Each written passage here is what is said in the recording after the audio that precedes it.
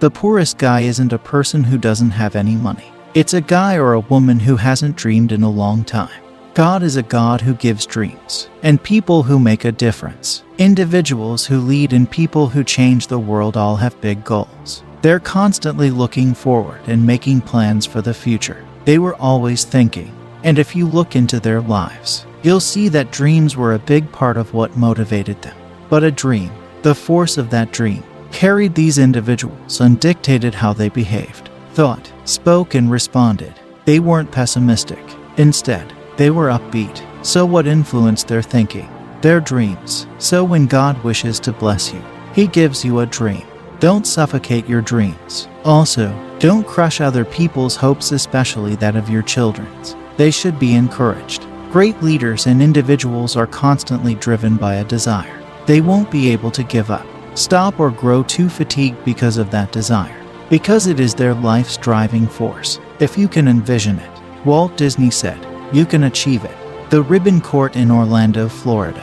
When Epcot first opened, it's too bad Walt didn't live to see this. The mayor murmured to Mrs. Disney, "Oh, he saw it years before you, Mayor." She added, "It was something he saw, planned, and created." That is exactly what a dream is. A vision is exactly what it sounds like. Dream of things that never were and wonder why not, as George Bernard Shaw put it. Why not fly in a faster plane? Why not use a mobile phone instead of a rotary dial party line? Right, so, how do you see life issues or restrictions such as, why don't we do this? Why don't we give it a shot? Break out from the pack. Make your own path. Why can't we dream about things that never happened? What's to stop you? Let's give it a go. Let's get started. Those are the persons who altered the course of history. God puts all He has for you in your imagination, because what you're picturing is what God has for you. Oh, imagination is everything, as Albert Einstein once stated. It's a sneak peek of what's to come in life. What occurs is that God places your true life in your imagination. So what you've been thinking about isn't hocus pocus. God is giving you a sneak peek at an upcoming attraction He has planned for you. He instills it in your mind. However, the trouble with your imagination is that you tell the wrong people about it. That is the whole issue. Tell a small-minded individual about your grandiose idea if you want to destroy it. How many times has God shown you anything so clearly that you knew it was ideal? You shared it with your family and friends, and they turned it off. Do you know why it was turned off? They shut it down because they couldn't see it. Do you have any idea why they couldn't notice it? It's because God chose not to reveal it to them. You saw it because He showed it to you. God exists in your mind, not in your bank account. God exists in your mind. You're all talented in some way.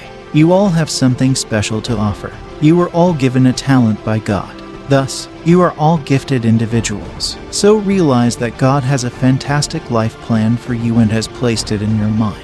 So when you have a dream, be cautious who you tell about it, because others might discourage you, depress you, or talk you out of it.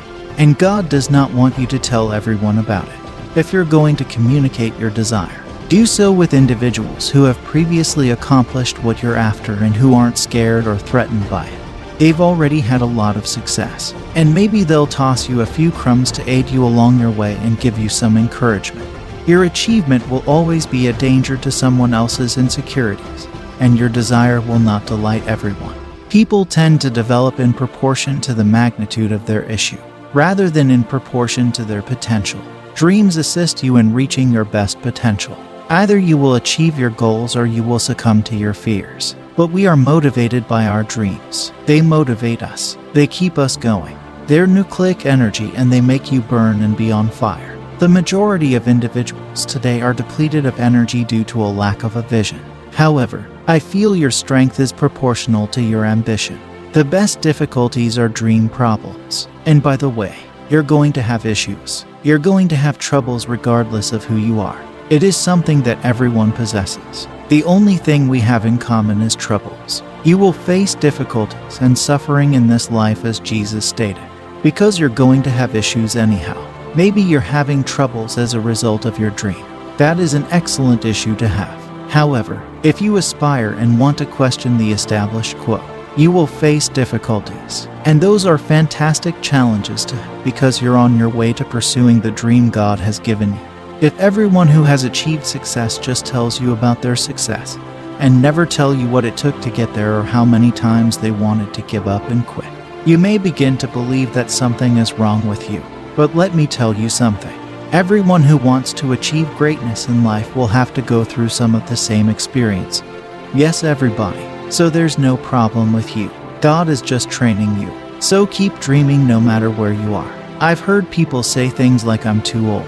I'm not old enough. I'm a single mother with 2 children. See, let me tell you, you can dream no matter who you are or where you are. Everyone has an excuse, and excuses are the uncommitted's crutch. There's always an excuse to give up. However, you may continue to dream no matter where you are in life. Ray Kroc, a 54-year-old Chicago salesman, came up with the concept for McDonald's in San Bernardino, California. The rest, as they say, is history. Moses was 80 years old when he had the dream and received the summons to be a deliverer from God. Colonel Sanders began his path to Kentucky Fried Chicken when he was 65 years old.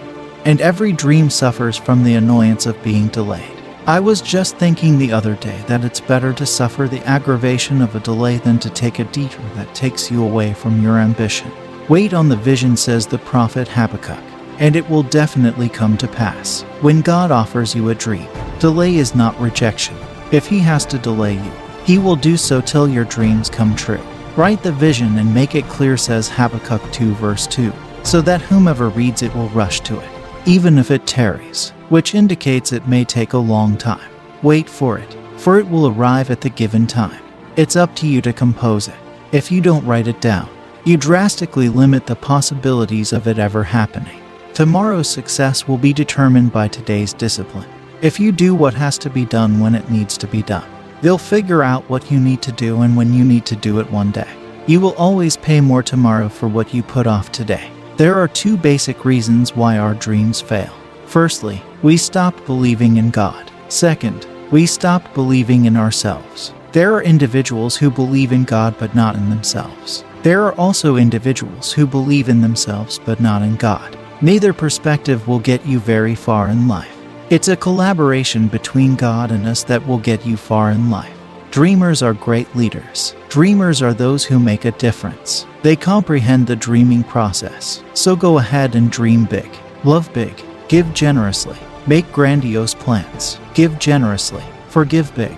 Because we have a big and mighty God with boundless possibilities. Hallelujah.